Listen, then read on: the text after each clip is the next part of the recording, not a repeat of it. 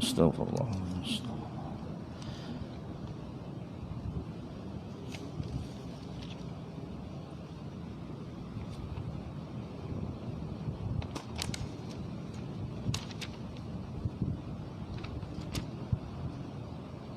Ayat yang kedua. Ayat yang kedua.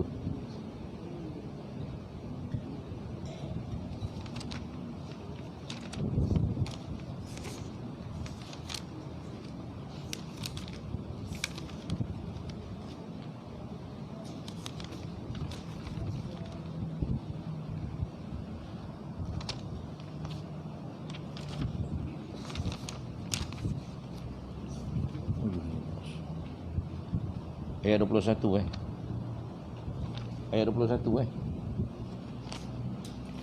A'udzubillahi bismillahil alim minasyaitonir rajim. Assalamualaikum warahmatullahi wabarakatuh.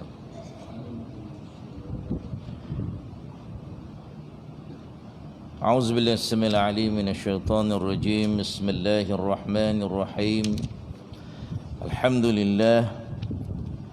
Alhamdulillahilladzi hadana lihada wa ma kunna linahtadiya laula an hadana Allah wa ma taufiqi wa ma tawakkuli illa 'ala Allah.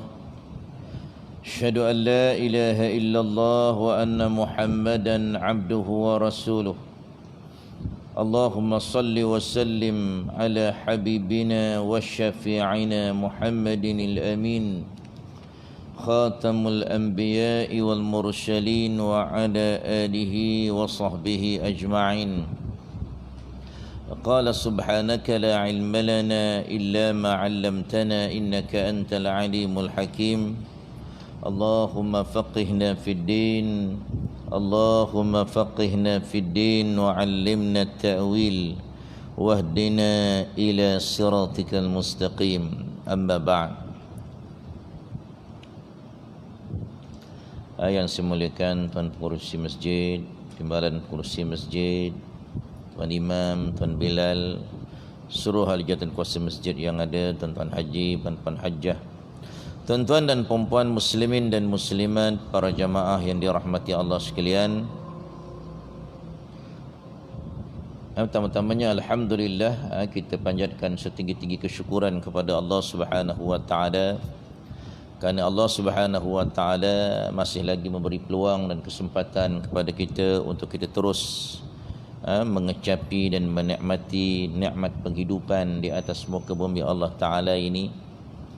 Dalam bulan yang Allah taala muliakan, kita dah berada pada malam yang ke-20 Zulhijjah, dan kita sangat-sangat bersyukur kepada Allah Subhanahu wa taala. Allah taala masih lagi anugerahkan kita dengan hidayah taufiknya.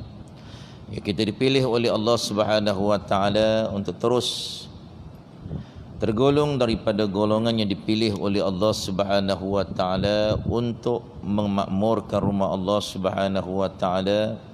Seterusnya Allah taala pilih kita berada di dalam majlis para malaikat yang mendoakan kita agar seluruh dosa-dosa kita diberikan keampunan oleh Allah Subhanahu wa taala.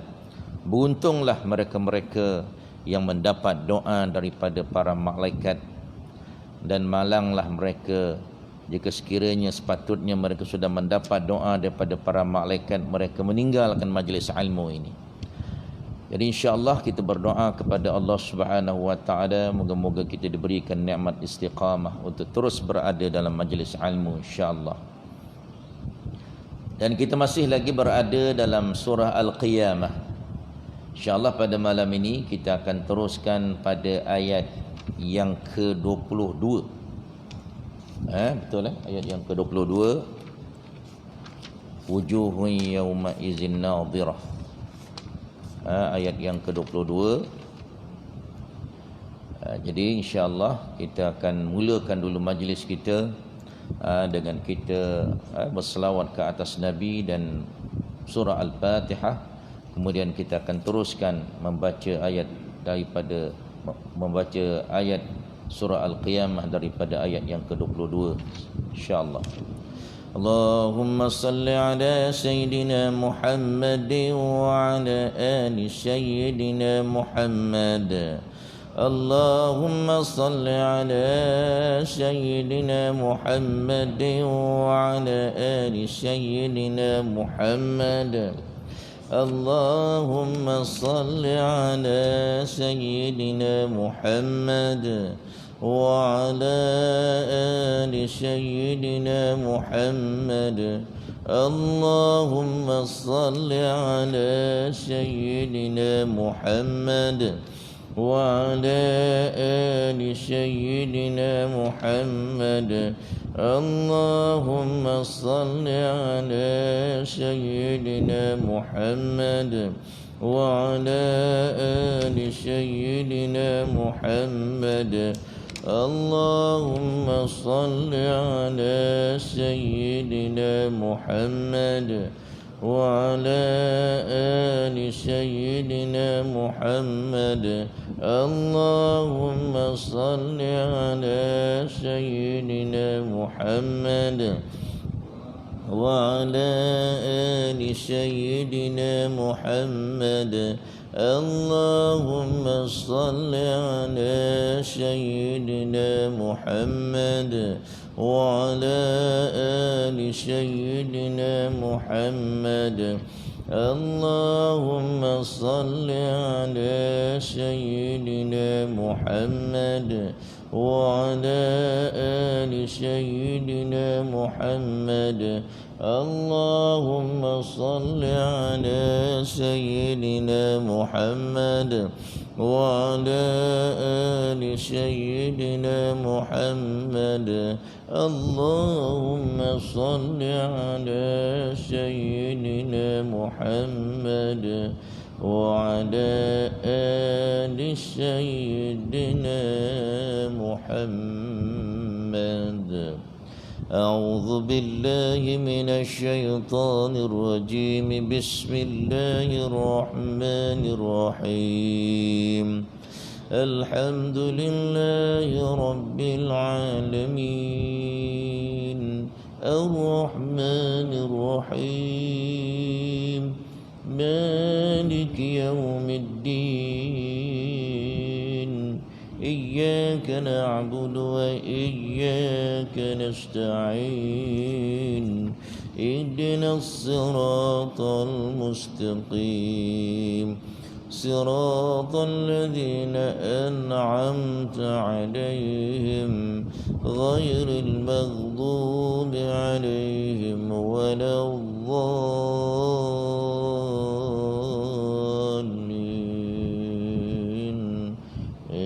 آمين.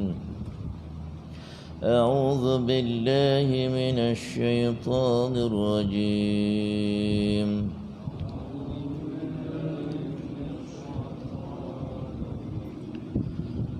وجوه يومئذ ناظرة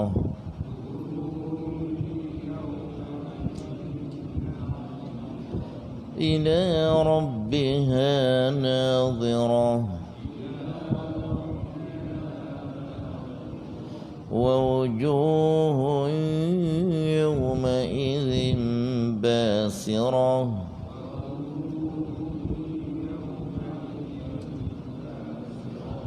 تظن أن يفعل بها فاقرة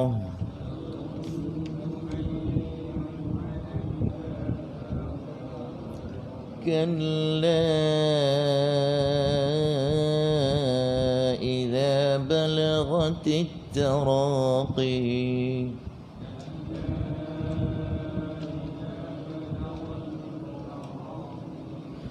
وقيل من راق وظن أنه الفراق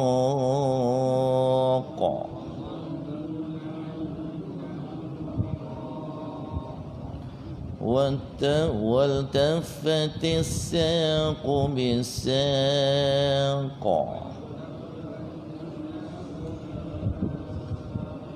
إلى ربك يومئذ المساق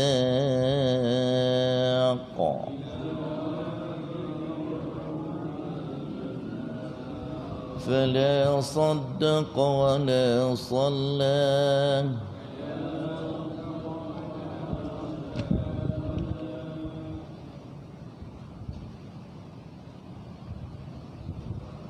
ولكن كذب وتولى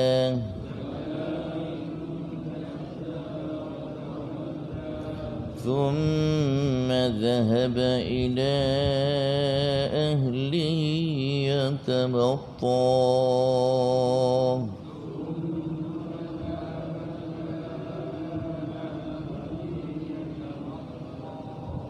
أولى لك فأولى ثم أولى لك فأولى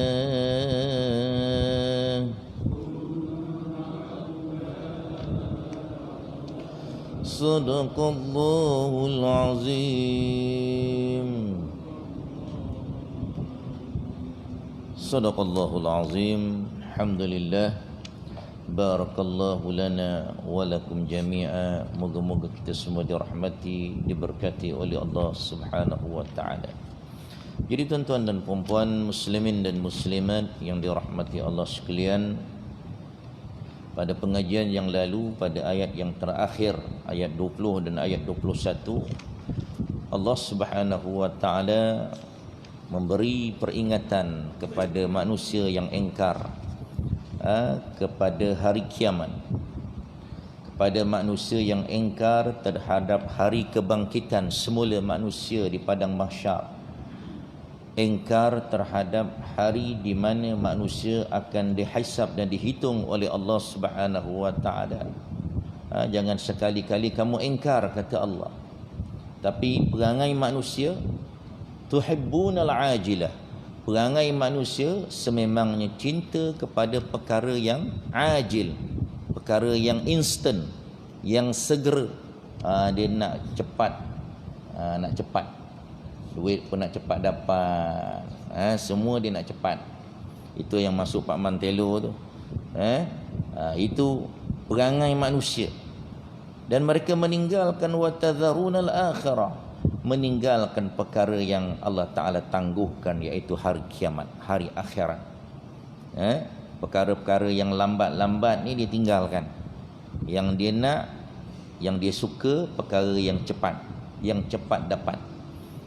Islam satu agama yang Allah Ta'ala turunkan, satu agama yang bukan mudah kita nak capai, bukan mudah kita nak dapat. Dia perlukan kepada pengorbanan, perlukan kepada kesungguhan, perlukan kepada istiqamah, konsisten dalam melaksanakan sesuatu amalan. Barulah kita akan capai kebahagiaan di akhirat kelak. Itu yang kita telah pelajari pada pengajian yang lalu. Jadi pada malam ni kita nak sambung lagi tentang bagaimana Allah Subhanahu wa taala memberi peluang kepada orang-orang yang beriman untuk melihat wajah Allah. Wujuhun yawma idzin nadhirah. Kata Allah Subhanahu wa taala, wajah-wajah manusia, iaitu orang-orang yang beriman itu, kata Allah Subhanahu wa taala, pada hari kiamat, pada hari itu yang dimaksudkan hari kiamat, nadhirah, berseri-seri. Orang yang beriman ni muka dia akan berseri-seri, mukanya akan bercahaya, yakni indah, cerah, bersinar lagi gembira. Kenapa? Ila rabbiha nazirah, kepada Tuhan mereka, kepada Rabbnya lah mereka melihat, yakni mereka diberi peluang oleh Allah Subhanahu wa taala untuk melihat secara nyata dengan kepala mata mereka sendiri akan wajah Allah Subhanahu wa taala.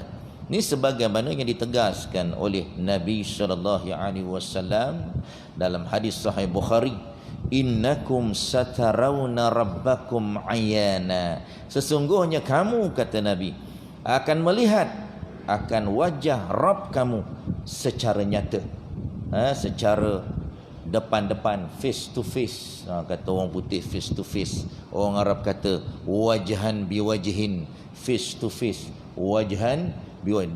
Tengok depan-depan, ayanan ni tengok depan-depan, dapat melihat wajah Allah Subhanahu wa ta'ala. Di dunia kita cuma boleh bayangkan Allah Subhanahu wa ta'ala berada di hadapan kita.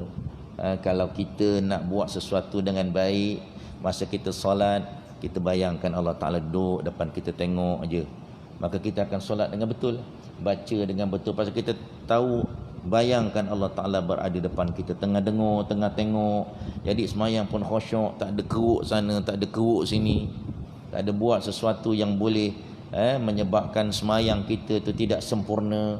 Lebih-lebih lagi buat perkara-perkara yang boleh membatalkan solat dengan sengaja, yang boleh menjauhkan daripada kekhusyukan. Tapi besok di akhirat kita boleh tengok wajah Allah Subhanahu wa ta'ala secara realiti, secara depan-depan. Okey, jadi dia kata hadis-hadis tentang orang-orang mukmin dapat melihat Allah Subhanahu wa ta'ala di hari akhirat telah diriwayatkan secara sahih dengan jalan-jalan periwayatan yang mutawatir.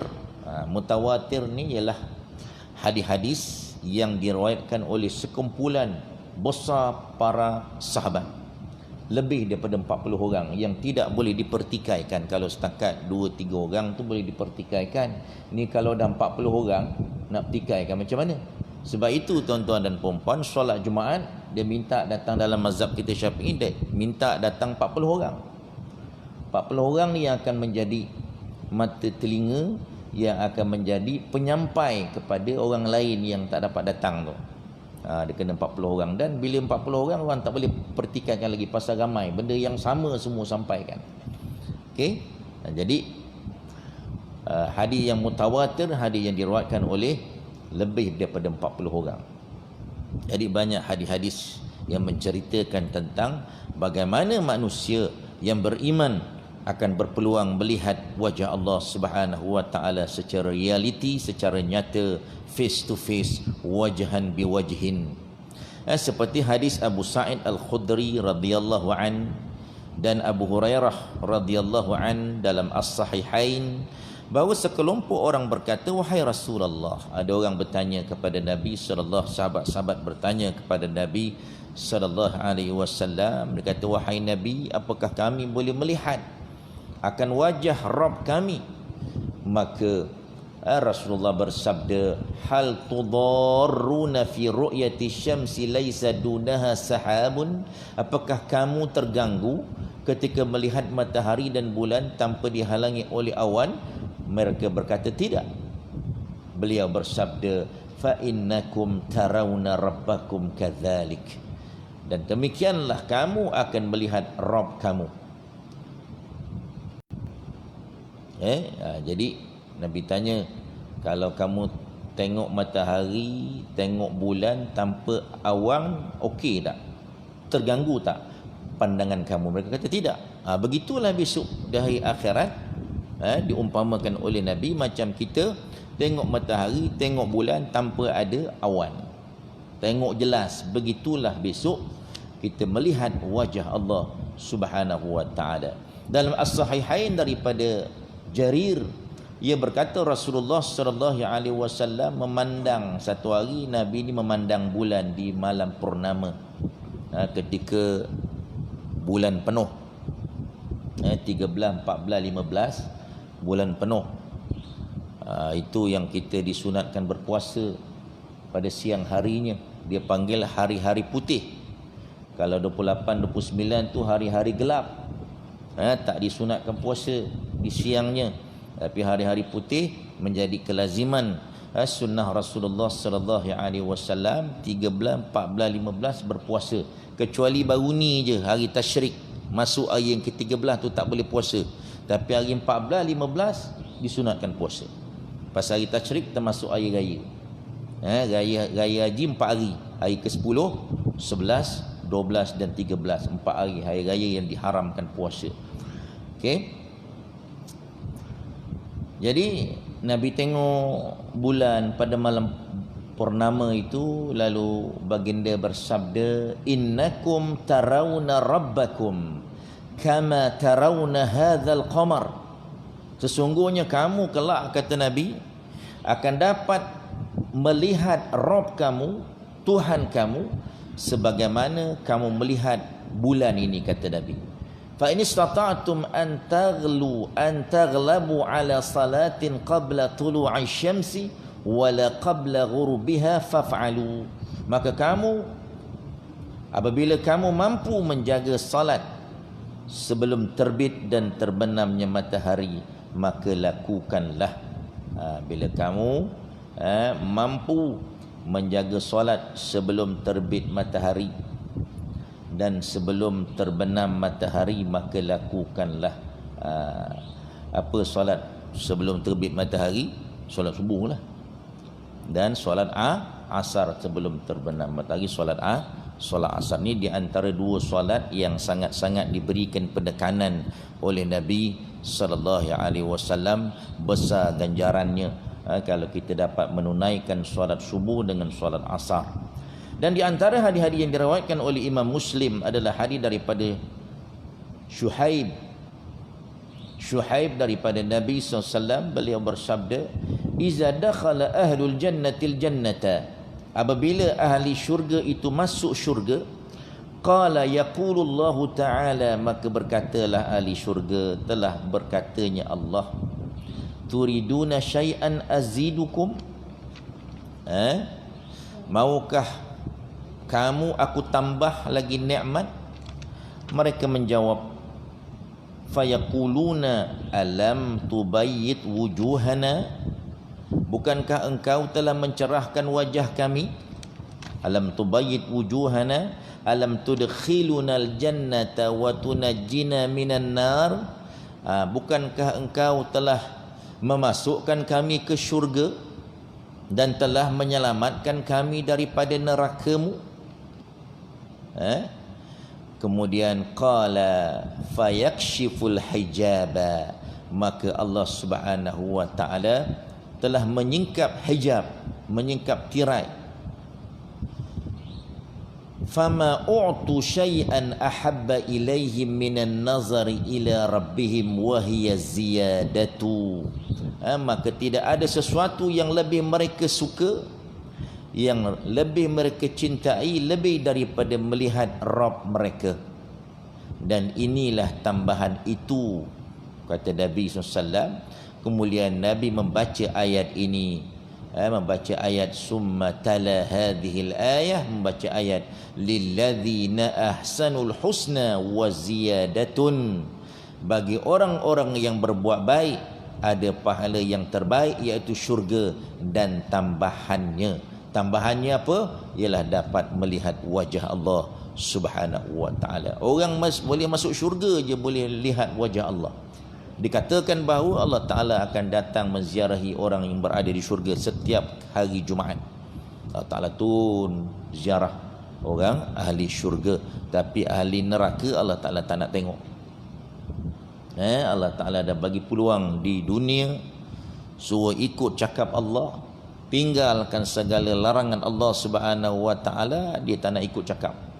Maka Allah Ta'ala tak nak tengok pun ahli neraka. Lantang engkau lah, kata dia. Kau tak nak dengar cakap aku.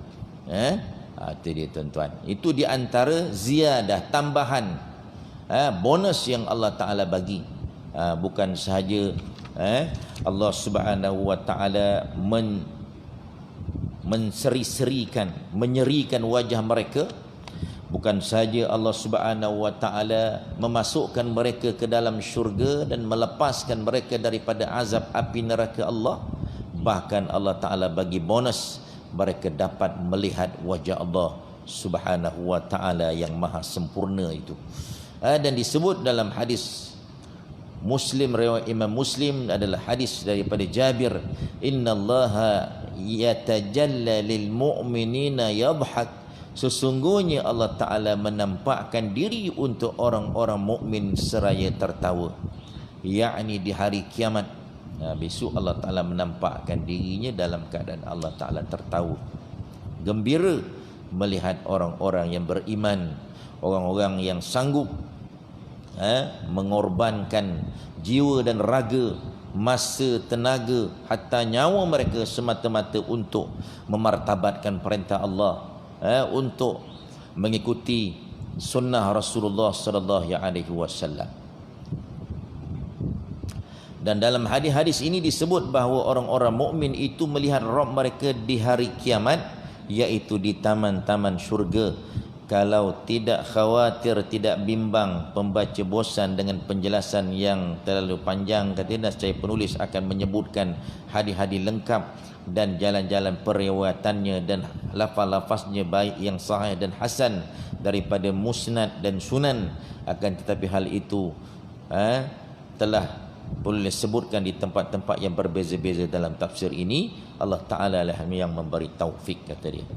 Okey, itu keadaan tuan-tuan, puan-puan, muslimin dan muslimat, keadaan orang yang beriman besok di hari kiamat. Ini yang kita inginkan, yang ini yang kita doakan, yang kita minta daripada Allah Subhanahu Wa Taala. Semoga kita tergolong daripada golongan ini, yang dimasukkan Allah Subhanahu Wa Taala ke dalam syurga Allah, dilepaskan daripada azab api neraka Allah Subhanahu Wa Taala.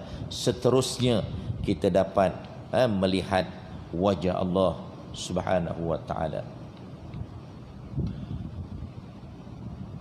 Okey, kemudian kita teruskan pada ayat yang seterusnya, ayat 26, cerita tentang orang yang buat maksiat pula.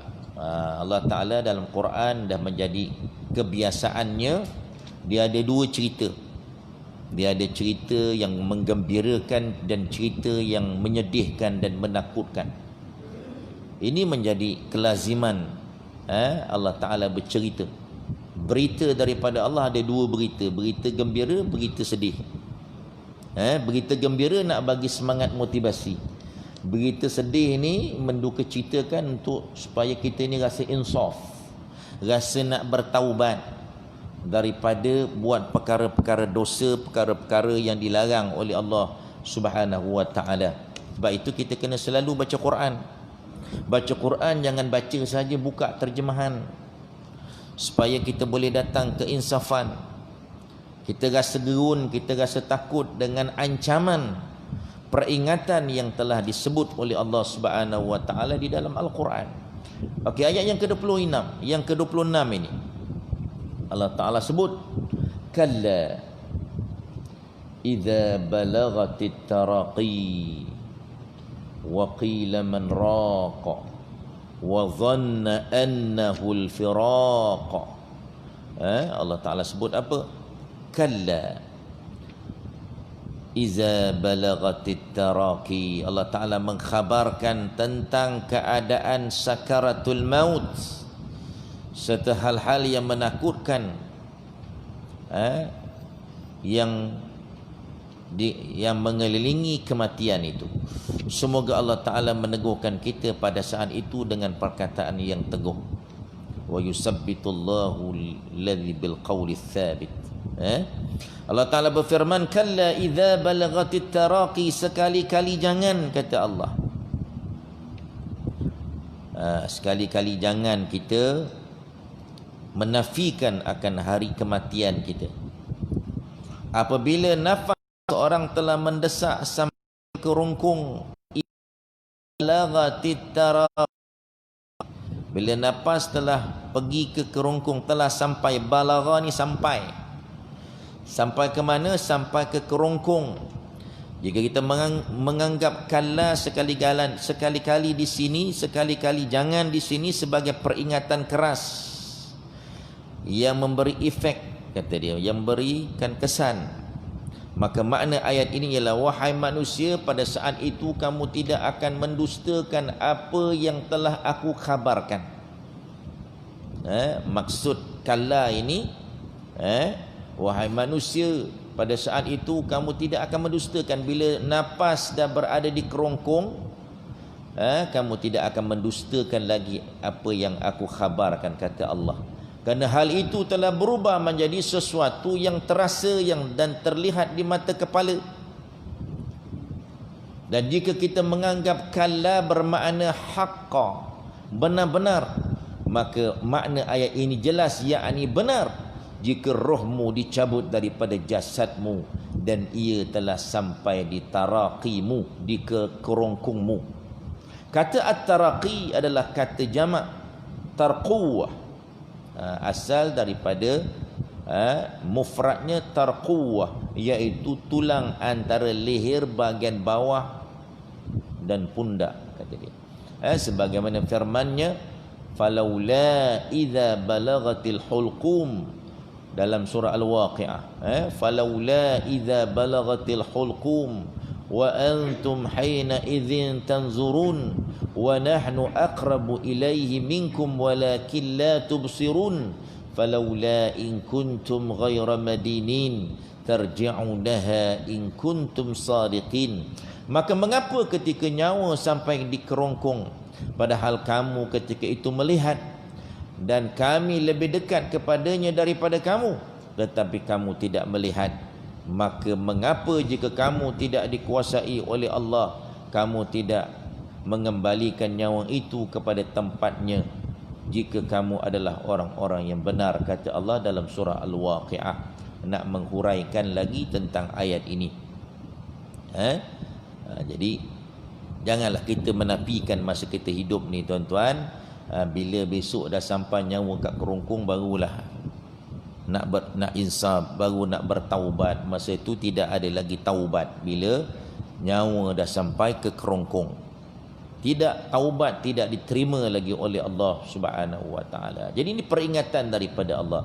Jangan sampai dah sampai kat kerongkong baru nak taubat, baru nak menyesal, baru nak teringat, ya Allah, aku banyak tak buat benda-benda perkara-perkara yang Allah Taala wajibkan. Aku banyak langgau perkara-perkara yang Allah Taala tegah, yang Allah Taala larang. Jangan sampai macam tu. Ini peringatan daripada Allah Subhanahu wa taala.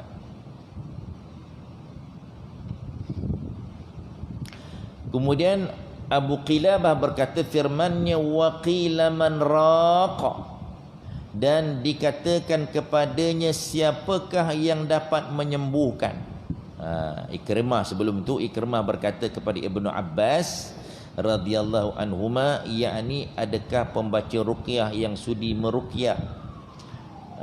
Ada ke orang yang boleh ruqyahkan kita, jampikan kita pada masa itu?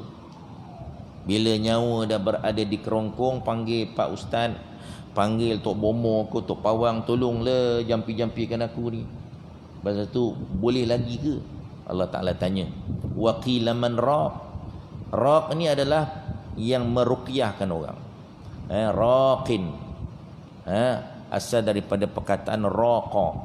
Ar-raqiyu makna orang yang meruqyahkan orang, orang yang menjampikan dengan ayat Al-Quran. Itu dia panggil raqi.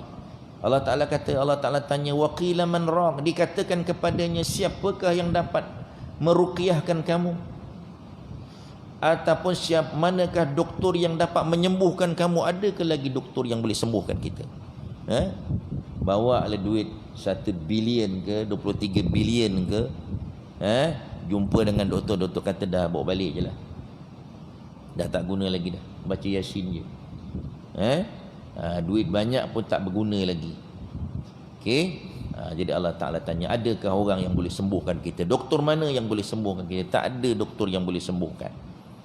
Ali bin Abi Talha berkata tentang firman-Nya, wal taffatis saqu bisaqa, dan bertaut betis kiri dengan betis kanan, yakni hari dunia yang terakhir bertemu dengan hari akhirat yang pertama.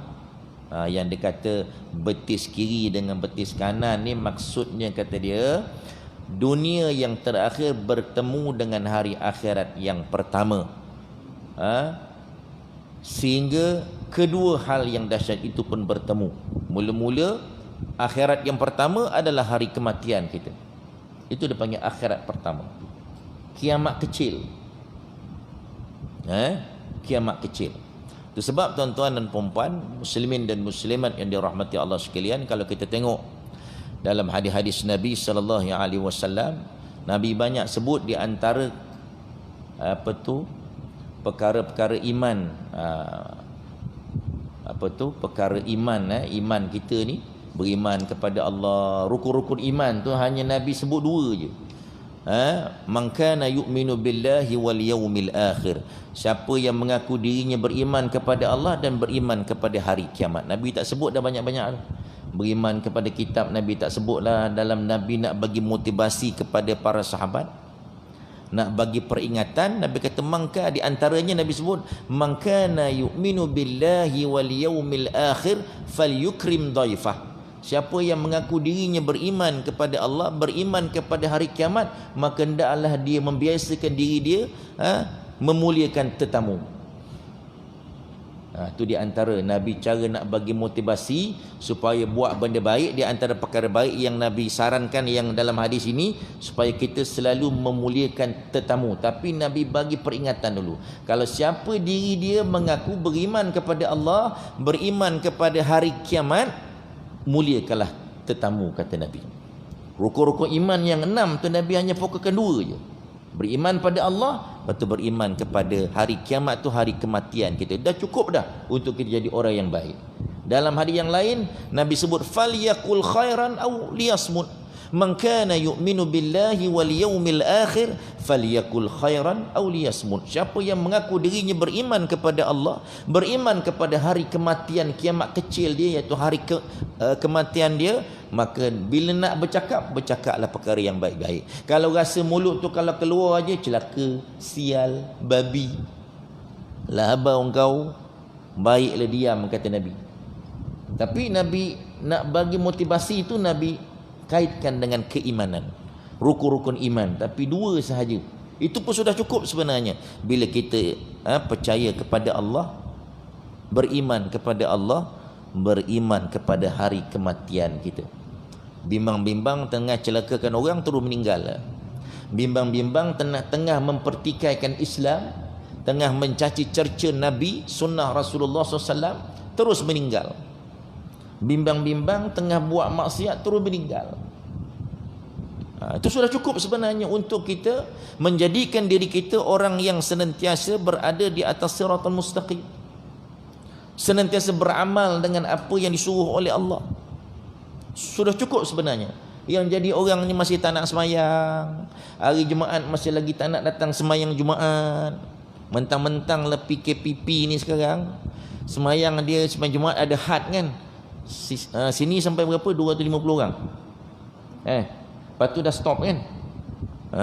Dia pun datang lambat-lambat je. Lepas tu tak pergi lah Jumaat. Mula-mula macam tu, lama-lama tak payah pergi, aku dah tahu dah memang. Akhirnya tak datang sembahyang Jumaat. Sembahyang Jumaat tuan-tuan 3 kali tak datang je, habis. Allah Ta'ala peterikan hati. Man taraka salasa juma'in khatamallahu ala qalbi. Siapa yang tinggalkan sembahyang Jumaat 3 kali je, tidak berturut-turut dengan mempermain-mainkan, maka Allah Ta'ala akan peterikan hati. Sebab itu sekarang ni digalakkan mana-mana surau yang boleh mencukupi 40 orang, digalakkan buka sembahyang. Mohon daripada Jabatan Mufti untuk minta buat sembahyang Jumaat. Pasal kalau ke masjid tak cukup bila kita buat penjarakan sosial sekarang ni. Jadi ramai dia tak pergi sembahyang Jumaat. Jadi surau dia kena buka supaya ramai orang boleh datang sembahyang Jumaat. Ni sembahyang Jumaat pun tak nak datang. Sembahyang fardu jangan ceritalah. Yang Jumaat ni pun dia tak datang. Jadi ini perkara-perkara tuan-tuan dan puan-puan muslimin dan muslimat yang dirahmati Allah sekalian, ini yang disebut oleh Allah Subhanahu wa taala apabila hari dunia yang terakhir bertemu dengan hari akhirat yang pertama itu, iaitu hari kematian kita.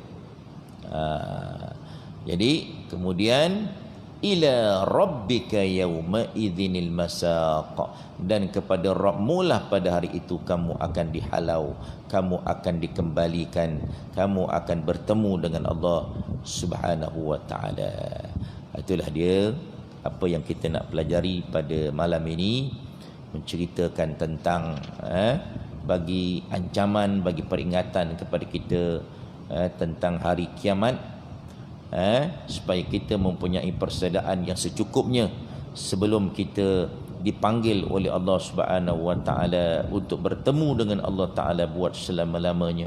Bersedialah dengan persiapan-persiapan yang secukupnya, dengan amal-amal yang soleh yang boleh membantu kita besok apabila kita bertemu dengan Allah Subhanahu wa taala.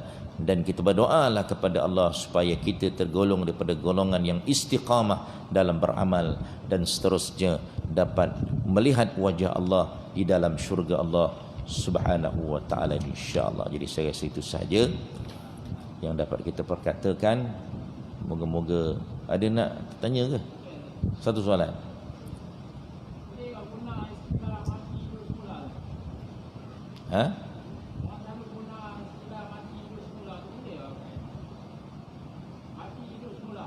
Mati hidup semula.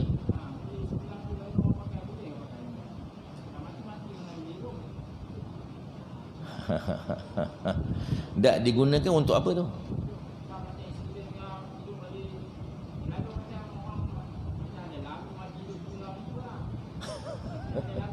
Ada lagu Yalah, memanglah kita mati boleh hidup semula besok. Kita mati dan kita akan dihidupkan semula di hari akhirat. Itu tak apa, tak ada masalah. Jangan dia kata dia mati kat dunia ni dia boleh hidup balik. Itu tak boleh lah. Jangan ada iktikad macam tu. Bila dah mati di dunia ni, kita akan hidup balik besok lepas kiamat. Hidup semula, dihidupkan semula tu memang ada. Tapi bila dah kiamat, bukan kat dunia ni hidup balik. Tak ada. Jadi jangan kita, kalau kita tak ada iktikad yang kita ni boleh hidup semula di dunia ini, maka tak ada apa-apalah perkataan tu.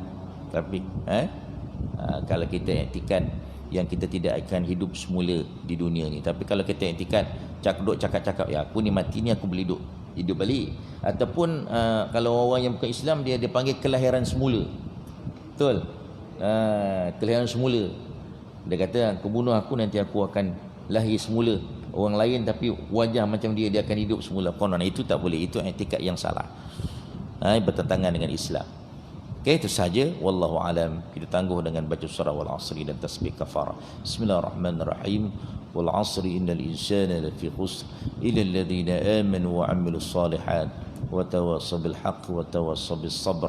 سبحانك اللهم وبحمدك أشهد أن لا إله إلا أنت أستغفرك وأتوب إليك. أعوذ بالله من الشيطان الرجيم. بسم الله الرحمن الرحيم. الحمد لله رب العالمين، والصلاة والسلام على رسوله الأمين وعلى آله وصحبه أجمعين.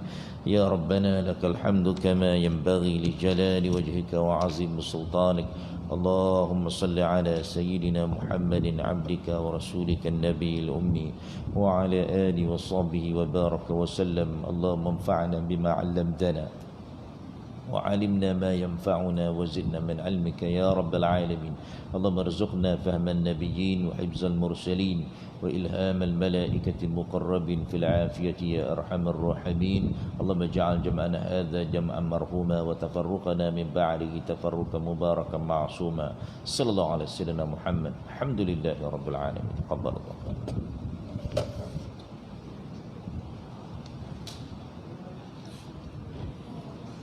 Suruh dia azan ya, azan.